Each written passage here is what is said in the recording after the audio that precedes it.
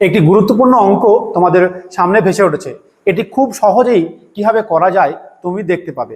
আমরা এই অঙ্কটি অনেকভাবে করতে পারি। আজকে আমি তোমাকে দুটি নিয়মে করাবো। যে নিয়মটি তোমার পছন্দ হবে সেই নিয়মটি তুমি কিন্তু পরীক্ষার হলে করবে। যদি এই ধরনের অঙ্ক থাকে, প্রথমত টাকাটা এখানে লিখবে এবং টিটা এখানে লিখবে। লেখার পরে এখানে 10 লিখো, 10 টাকায় 20টি এবং 10 টাকায় 10টি বিক্রি করেছে। এবার জাস্ট এই কোনাকুনি গুণ করো, গুণ করলে হচ্ছে 100, এইটা হচ্ছে কেনা দাম, একদম ঠিক শুনেছো। আর এইটা গুণ করলে এইটা হবে বিক্রি দাম, অর্থাৎ কেনা দাম বিক্রি দাম, বুঝতেই পারলে। তাহলে 100 টাকায় একটি জিনিস কিনে 200 টাকায় বিক্রি করেছে, তাহলে লাভ হলো 100%, লাভ হলো 100%। তাহলে option C is the right answer. এবার কথা হলো যে স্যার এইটা তো প্রসেসটা একটু লিখতে হলো, শুধু কি চোখে দেখে বলা যাবে? একদম অবশ্যই বলা যাবে।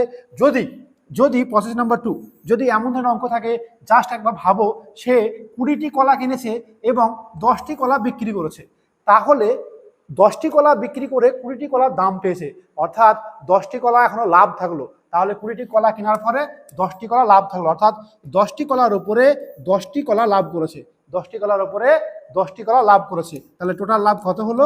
একদম ঠিক 100। তাহলে আমরা এই অঙ্কটা কিন্তু একেবারে এই প্রসেসে 10 সেকেন্ডে করতে পারবো। তোমার যেটা ভালো লাগবে তোমরা সেটা করবে। অবশ্যই দেখো এই অঙ্কটা তোমরা পারো কিনা। তার আগে হোমওয়ার্ক দেওয়া হলো, এই অঙ্কটা পারো অবশ্যই কমেন্ট সেকশনে কমেন্ট করে জানাও। আর তোমরা যারা আবাসিক কোচিং আসতে চাও তারা অবশ্যই চলে এসো।